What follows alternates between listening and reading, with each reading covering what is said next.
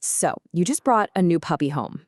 First of all, congratulations. That is one of the best feelings in the world.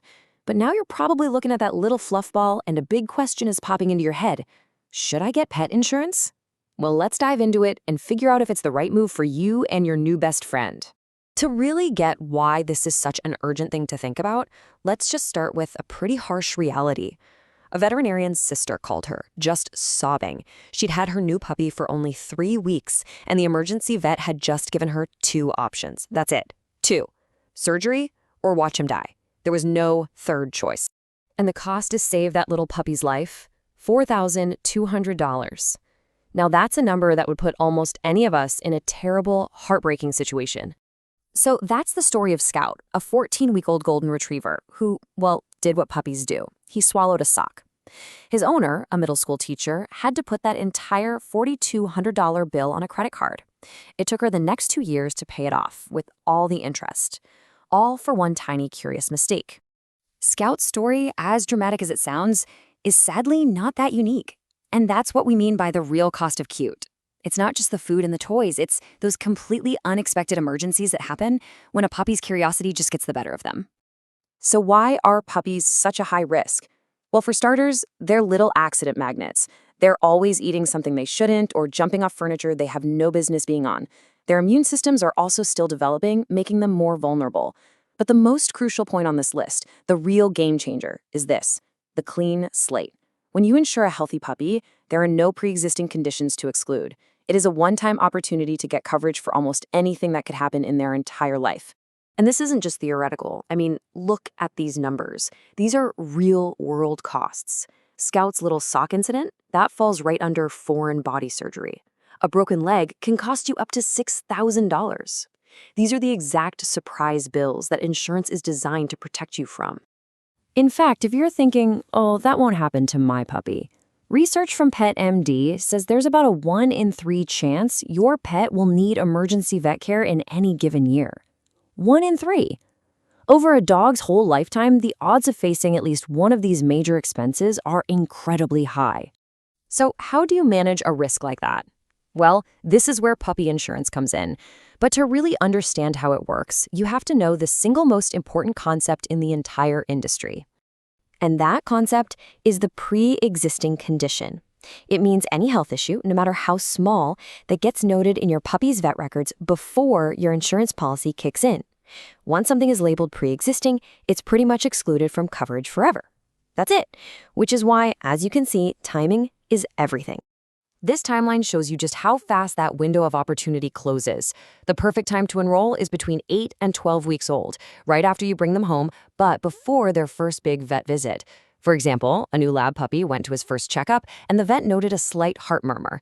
Just that one little note made before the owner bought insurance meant all future heart conditions were permanently excluded from his policy. Just like that. Okay, so you know you need to act fast. But I get it. What about the cost? A lot of people just assume it's totally unaffordable, but you actually have a surprising amount of control over the price. Let's break it all down. So, the national average for puppy insurance hovers right around $44 a month. That's a good benchmark to keep in mind, but the price you'll actually pay really depends on a few key things. And the biggest factor by far is breed. A little mixed breed dog might be around $30 a month. A larger breed may be closer to $55. And then you have what are called brachycephalic breeds, like French bulldogs, with the cute smushed faces. They're prone to a lot of health problems, and that can push their premiums up significantly. But here is how you can actually tailor that cost to fit your own budget. First, you can choose a higher deductible. That's the amount you pay before insurance starts paying. You could also select a lower reimbursement level, say 70% instead of 90%. And finally, a big one, you can skip the wellness add-ons for routine stuff like vaccines and just pay for those yourself. Focus the insurance on what it's for: major, unexpected disasters. So you understand the timing and you have a handle on the cost. The next step is actually picking the right plan. So let's look at how to make a smart, confident choice here. This slide really breaks it down perfectly. The number one mistake is waiting. The smart move is enrolling before that first vet visit. Don't just pick the cheapest plan you see. You have to read the fine print for exclusions that might affect your dog's breed. And remember, this is for the long haul. Don't cancel the policy just because you had one healthy year. That's kind of the point. And when you're comparing plans, here are the non-negotiables. These are your must-haves. Make sure it covers hereditary conditions. That is absolutely crucial for purebreds. Look for an annual deductible, not one you have to meet for every single issue. And make sure the plan covers the vet's exam fee, which, believe it or not, a lot of basic policies exclude. So, after all the numbers and the rules and the fine print, what's the final verdict here? It really all comes down to one thing: peace of mind. I love this quote because it just reframes the whole idea perfectly. You're not trying to win against the insurance company. You're not trying to get more money back than you put in. What you're doing is buying a safety net.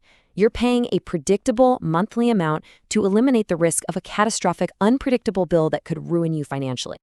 And here's what that can look like over a lifetime. The owners of a Labrador named Duke paid about $7,200 in premiums over his 12 years. But between 2 major surgeries and a chronic illness, their insurance paid out around $12,000. So for them, it was a clear financial win. But beyond all the math, this is the core benefit.